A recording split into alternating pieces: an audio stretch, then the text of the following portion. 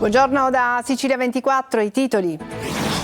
A Catania, seconda giornata di passione all'aeroporto, l'Etna sbuffa cenere, il Fontanarossa è di nuovo nel caos, viaggiatori esasperati in attesa di un volo anche da oltre 24 ore, la chiusura dello spazio aereo prolungata fino a fine emergenza. Caldo ed esodo d'agosto, città roventi a bollino rosso e traffico intenso su strade e autostrade, bollino nero.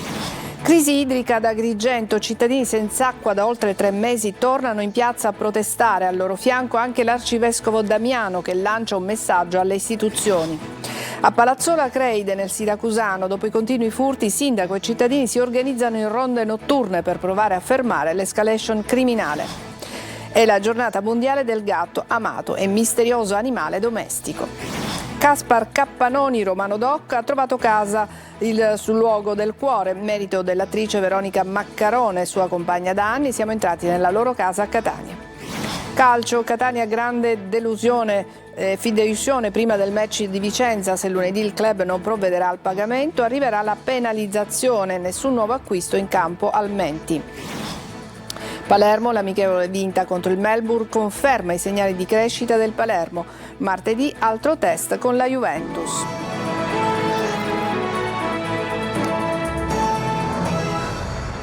Bentrovati, andiamo subito a Fontanarossa dove in aeroporto è andata di scena la seconda giornata di caos, viaggiatori esasperati in attesa di un volo anche da oltre 24 ore, le proteste in aerostazione diventano sempre più veementi, la chiusura dello spazio aereo è stata prolungata fino a fine emergenza. Orazio Longo.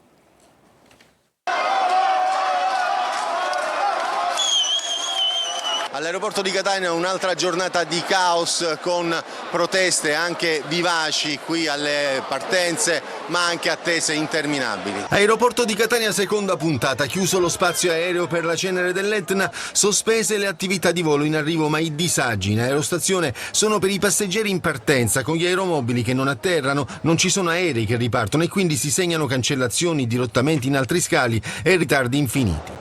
Sui pannelli l'avviso Severe Volcanic Activity, mentre la SAC comunica che sono attivi contatti e un canale di coordinamento stabile con Protezione Civile, Regione Trenitalia e operatori del trasporto pubblico su gomma finalizzati a monitorare l'evoluzione della situazione e attivare misure di assistenza e supporto, comunicati che però non calmano i viaggiatori che in alcuni casi sono in attesa da oltre 24 ore. Sì, eravamo qui ieri e ha portato un ritardo di 3 ore, ci hanno fatto fare pure l'imbarco, dall'imbarco ci hanno fatto scendere di nuovo. Era il volo per Casablanca, era programmato ieri alle 9:05 e hanno chiesto che c'è un ritardo fino alle 4 di mattina, poi hanno annunciato che c'è il volo, ma fino ad oggi ancora aspettiamo. La società di gestione dell'aeroporto fa sapere che è stata prolungata la chiusura degli spazi aerei, originariamente prevista fino a mezzogiorno, a cessate esigenze. Il consiglio è di verificare lo stato del proprio volo con le compagnie aeree prima di recarsi in aeroporto.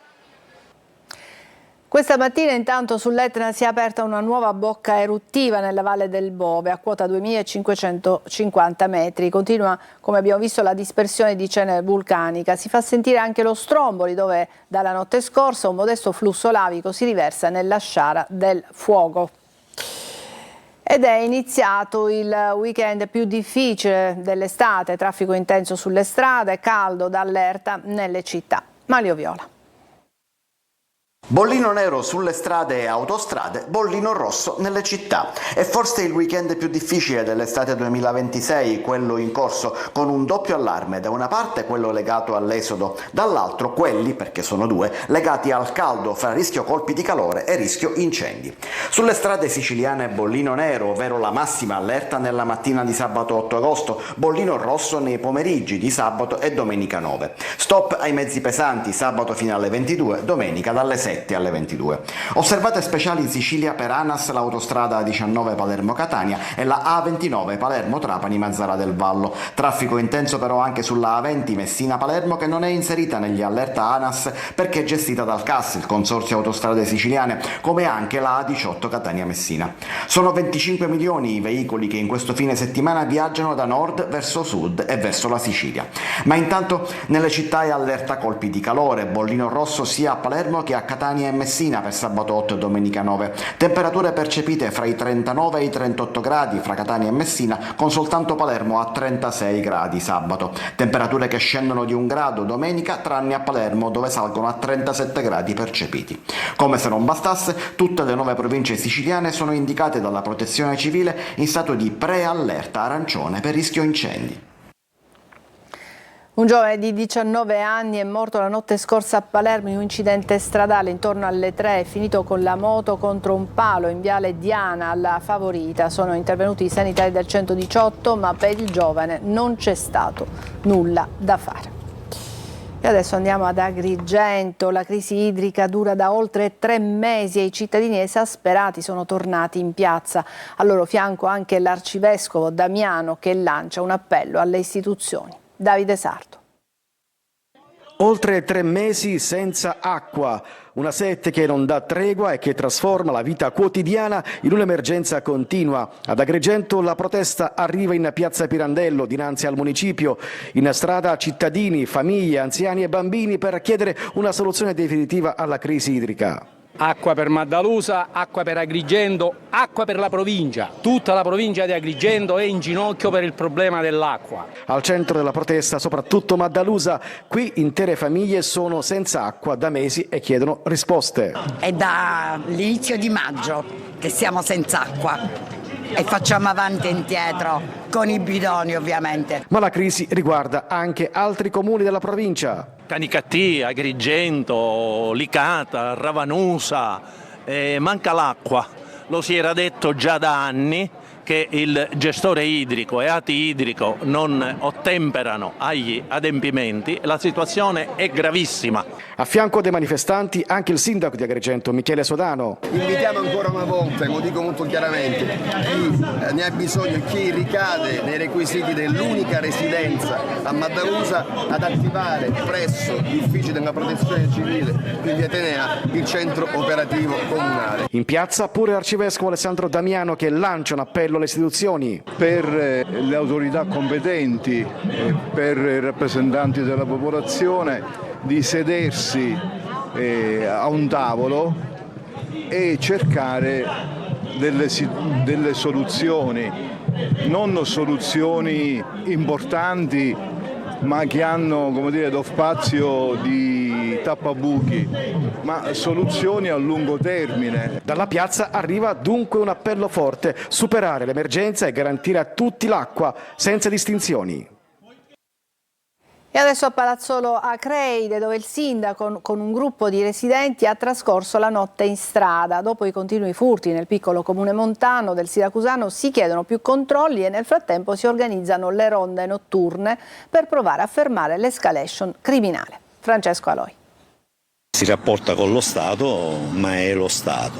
In diretta social, il sindaco di Palazzolo Acreide ha iniziato così la sua ronda notturna, con lui anche altri residenti, tutti uniti per provare ad intimorire i malviventi che nelle ultime settimane hanno preso di mira il borgo montano del Siracusano.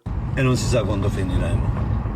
Costituiremo questo gruppo, stabiliremo le regole del gruppo, del comitato per la sicurezza e il controllo di Palazzolo Acreide, l'istituzione di un commissariato di polizia a Palazzolo Acreide. E il sindaco chiede proprio una maggiore presenza dello Stato, più divise in strada. Le telecamere ci sono, ma non bastano. Si mettono il passamontagne e fanno quello che gli pare, vengono con auto rubate, con targhe contraffatte. Hanno studiato il metodo come bypassare le telecamere. L'ultimo colpo eclatante è stato subito alcuni giorni fa da una gioielleria, ma poi ci sono stati altri furti, un camion, un escavatore ed un tentativo nel distributore di carburante. Qui tutti chiedono più controlli. Vogliamo più controlli, non se ne può più, giustamente. Non abbiamo avuto, ripeto, una delinquenza mai radicata, mai, come non è mai esistita a Palazzolo. Palazzolo è sempre stato un comune tranquillo, ma ultimamente c'è una bassa percezione di sicurezza. Per questo le ronde continueranno ogni notte. È di nuovo operativa da stamattina l'ambulanza del 118 di Lipari, rimasta ferma ieri per mancanza di soccorritori. L'aumento delle tariffe dei traghetti non inciderà sui servizi di emergenza-urgenza del 118. La SEUS infatti si farà carico dei rincari per evitare la fuga dalle isole dei soccorritori. Maglio Viola. Gli aumenti delle tariffe per traghetti agli scafi da e per le isole minori siciliane che scatteranno da lunedì 10 agosto non incideranno sui servizi di emergenza e urgenza sanitaria, ovvero il 118. Dopo l'allarme delle ultime 48 ore, la SEUS, la società di gestione proprio del 118, ha deciso di farsi carico dei rincari. Con un provvedimento emanato questa mattina, la società ha disposto il rimborso del 18% delle spese di viaggio da e per Lipari e Salina, le due isole dove il personale in ferie o in malattia viene sostituito da personale che arriva dalla terraferma. Ci stiamo confrontando con le istituzioni competenti per individuare nel più breve tempo possibile una soluzione definitiva che consenta di evitare ricadute sull'organizzazione del servizio e soprattutto di garantire la piena continuità dell'assistenza sanitaria sulle isole, dice il presidente di SEUS Riccardo Castro. Ma nel frattempo la società rimborserà la differenza di circa 9 euro al giorno agli operatori, molti dei quali si preparavano a rinunciare all'incarico. È una misura temporanea e straordinaria per fronteggiare l'emergenza. Già venerdì scorso l'ambulanza di Lipari è rimasta ferma proprio per assenza di personale. Restano gli aggravi per residenti e turisti e la ricaduta sulle merci che rischiano di far lievitare in modo significativo il costo della vita sulle isole minori. Un tema che Regione Siciliana e Ministero dei Trasporti affronteranno la prossima settimana in una riunione operativa annunciata ma non ancora convocata. Sul tavolo ipotesi di un finanziamento pubblico straordinario alla compagnia di navigazione per coprire temporaneamente gli aumenti dei carburanti e disinnescare il caro biglietti, ma questo intervento potrebbe non bastare. Oltre 7 milioni di euro per potenziare l'approvvigionamento idrico dell'Etna Valley. La Regione Siciliana ha approvato la riprogrammazione delle risorse per ammodernare il campo pozzi di Pantano d'Arci nella zona industriale di Catania. L'intervento è considerato strategico per il futuro di ST Microelectronics, che ha annunciato un maxi investimento a 5 miliardi per la produzione di semiconduttori in carburo di silicio. Se avete un gatto, ricordatevi oggi di festeggiarlo perché è la giornata internazionale dell'amato felino. Indipendente, furbo e pieno di energia, in questa giornata estiva si vuole sensibilizzare sull'importanza dell'adozione e contro il fenomeno dell'abbandono. Veronica Barbarino. Indipendente e con quella capacità di farci credere che siamo noi ad avere bisogno di lui. Si celebra oggi la giornata mondiale del gatto, uno degli animali più amati e misteriosi. Perché il gatto non è semplicemente un animale domestico, ma è un vero padrone di casa che decide quando concedere coccole e fusa, magari dopo qualche croccantino, giri di ricognizione sul divano, giochi di caccia e lunghe dormite. In casa mia vivono 3 gatti, ciascuno di loro ha il proprio carattere, le proprie abitudini. Per me rappresentano la mia piccola famiglia, sono di grande compagnia, sono molto presenti. Sono animali imprevedibili perché nel loro modo di giocare, nel loro modo di muoversi all'interno anche della casa, possono trovare i nascondigli più disparati. E per chi dice che cane e gatto non vanno d'accordo, basta guardare alcune immagini che raccontano tutt'altra storia. Non è casuale la celebrazione di questo piccolo felino in una giornata estiva. L'obiettivo è sensibilizzare sul tema dell'adozione e dell'abbandono. Sono ancora tanti, infatti, i casi di animali abbandonati in occasione della partenza per le vacanze e tanti altri che cercano un'amorevole casa. Adesso una breve pausa e poi parleremo di spettacoli. A tra poco.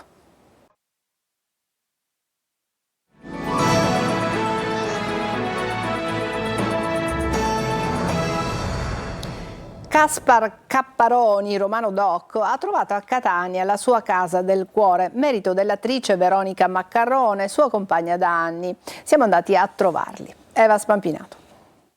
Grande! Okay. Ma che ci fanno Kaspar Capparoni, attore romano amatissimo dal grande pubblico che lo ha di recente rivisto su Rai 1 nella fiction di grande successo Capri, e Giovanni, il catanese infuocato di Temptation Island.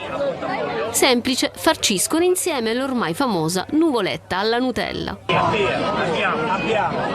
Ma quello che molti non sanno è che Kaspar è ormai un catanese acquisito. È una città a cui sono molto legato, ma anche prima di trovare mia moglie. Colpa dell'attrice catanese Veronica Maccarrone, che ha fatto innamorare Kaspar, anche di Catania. Eh sì, ed è nato nel periodo vicino a Capri oltretutto, vedi? Quindi tutto si collega in qualche modo, no? Veronica e Kaspar sono una delle coppie più longeve della TV italiana. Quanti anni sono passati? Dal 2004. Ecco. Poi sono arrivati anche 2 figli. Abbiamo qui Alessandro che ha quasi 18 anni e Daniel che ne ha 13. Che in questo momento è irreperibile. Li abbiamo incontrati nella casa di Aci Castello, dove ogni estate trascorrono le vacanze in famiglia. Poi quest'estate ci stiamo veramente divertendo. Sì, devo dire che non ci facciamo mancare niente da questo punto di vista, anche se tutto nasce casualmente, vero? Loro hanno detto a Kaspar: impara bene queste poche parole in dialetto siciliano. Minchia, sbambai. Come mai il successo di Capri, come mai il successo di questo ragazzo? Vuol dire che in questo momento la gente ha voglia di semplicità, ha voglia di verità, più che di essere glamour. Ma il vero artista di casa è Alessandro. Suona, compone musica, canta, balla al Teatro dell'Opera di Roma, ma la cosa più bella è che nessuno di noi gli ha mai imposto nulla. Io ho cercato di evitare completamente, ci vuole molta testa, ci vuole molta caparbietà, molta professionalità e dedizione. Ma quindi tu sarai il nuovo Roberto Bolle italiano? Si spera, dai. Una cosa semplice, ho detto, è che non diranno il figlio di, ma che sia è il papà di. Noi siamo i genitori di Alessandro. L'Alabai a Segesta è il progetto del compositore Massimiliano Pace. Con il soprano Luciana Di Bella accende il teatro antico in una notte onirica e musicale. Orazio Longo.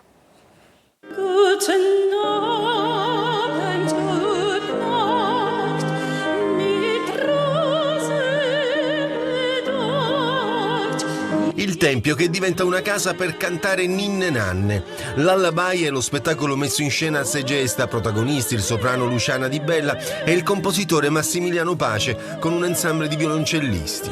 Un viaggio onirico, musicale tra le arie di Puccini e il pop rock dei Cure, fino alla tradizione siciliana di Rosa Balistreri. La sera di Milano, fai attenzione, qualcuno nei vicoli di Roma con la bocca fa pezzi una canzone.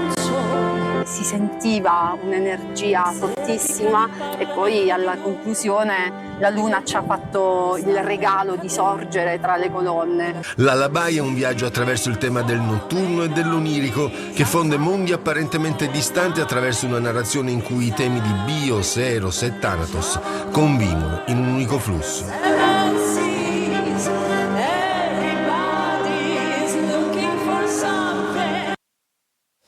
La musica di Verdi, l'Etna e la magia del teatro antico. Ieri sera a Taormina il Nabucco ha conquistato il pubblico in una cavea tutta esaurita e con la lava del vulcano a fare da scenografia naturale. Ma la vera emozione è stata un'altra.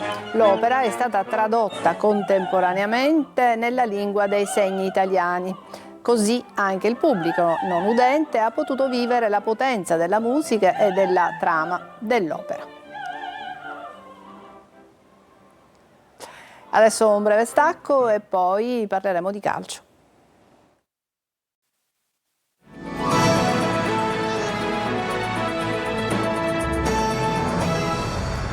Eccoci al calcio. Il Catania, come 2 anni fa, è alle prese con la grana fideiussione. Non è stato depositato l'anticipo e se entro il 10 non arriverà il pagamento sarà penalizzazione. Marco Carli. Un'altra corsa contro il tempo e nubidense sul futuro, come 2 anni fa, con alcune differenze. Il Catania non ha rispettato la scadenza per la fideiussione da presentare in anticipo in vista del match di Coppa Italia col Vicenza, dove si presenterà senza i nuovi acquisti e alcuni giocatori che hanno visto modificato il proprio contratto. Se non sarà rispettata poi la scadenza di lunedì 10, arriverà la penalizzazione. Insomma, un film che si è ripetuto, come nel 2024, sempre prima del match di Coppa. La comunicazione nella serata di ieri ha alimentato la rabbia dei tifosi che in questi giorni si sono abbonati con la consueta passione. La nota del club parla di alcuni problemi tecnico-burocratici innescati anche dall'anticipo della scadenza di 3 giorni per la partita di Coppa.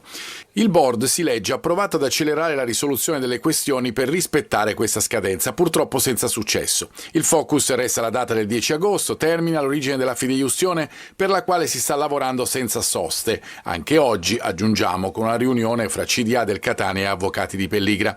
Ci sono 2.700.000 euro da versare. Al di là dell'ammissione di responsabilità con la nota diffusa dal club, contrariamente a 2 anni fa, e con la consapevolezza che il mancato rispetto della scadenza non è la risposta che i tifosi si aspettavano, restano i fatti e un passato che si ripete. Si dovrebbe parlare di partita, di mercato, con Ponzi alla Reggiane, un'ipotesi di scambi Menez-Patierno, ma non è così. Oggi al Menti non ci saranno i nuovi, oltre ad Allegretto e Bruzzaniti, e si deve correre per rispettare la scadenza, per evitare penalizzazioni che accrescerebbero il montante malcontento della piazza, gettando altre pesanti ombre sul futuro. L'amichevole vinta contro il Melbourne conferma i segnali di crescita del Palermo. La formazione rosanero sembra aver assimilato al meglio i dettami tattici di Inzaghi. Marco Gullà. Segnali positivi, il successo per 2-0 del Palermo sul Melbourne City ha lasciato sensazioni decisamente incoraggianti. Al di là del risultato, maturato grazie ai gol di Leduaron e Peda, è stata soprattutto la prestazione collettiva a confermare come il lavoro di Inzaghi stia iniziando a dare i suoi frutti. Il nuovo 4-2-3-1 appare già ben assimilato dalla squadra. Il Palermo, nell'amichevole di Perth, ha espresso un buon calcio e i meccanismi iniziano ad essere sempre più oliati. Mi sembra un Palermo forte, penso che stiamo continuando sulla strada che avevamo tracciato l'anno scorso, che purtroppo non era bastata. Sono arrivati nuovi ragazzi e ci daranno una grandissima mano e sono consapevole che insomma ci sarà da lottare perché ci sono tante avversarie agguerrite, ma ci faremo trovare pronti. Tra i singoli spicca la prestazione di Leduaron, autore di un gol e di un assist. Il francese continua a essere al centro di diverse voci di mercato, ma sul campo ha dimostrato di essere pienamente coinvolto nel progetto tecnico. Bene anche Vavassori e Bozzolan. Adesso rosanero al lavoro per l'altra amichevole, quella di martedì contro la Juventus, sempre a Perth.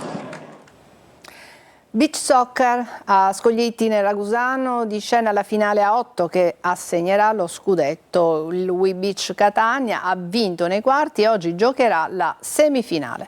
Marco Carli.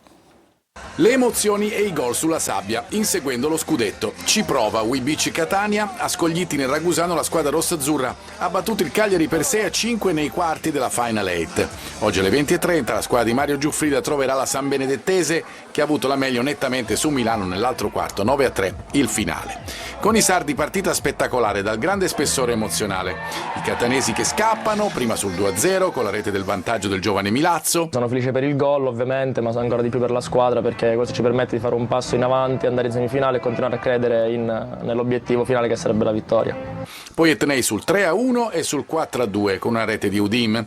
Cagliari, trascinato da Lucao, recupera fino al 4-4. Catania si porta nuovamente avanti, ma è proprio Lucao a pareggiare. Il gol definitivo, siglato da Borer, arriva subito dopo e questa volta i sardi non riescono a replicare. Gli etnei esultano e volano. La semifinale è comunque un ottimo risultato, ma sognare non costa nulla. WeBeach sa che con la San Benedettese può giocarsela come dimostrano i precedenti stagionali. È un torneo che, tranne per la capolista Pisa, è stato fra i più equilibrati di sempre. Un equilibrio che WeBeach spera di tingere di rosso-azzurro. È tutto per questa edizione di Sicilia 24. Grazie per averci seguito. Buon pomeriggio.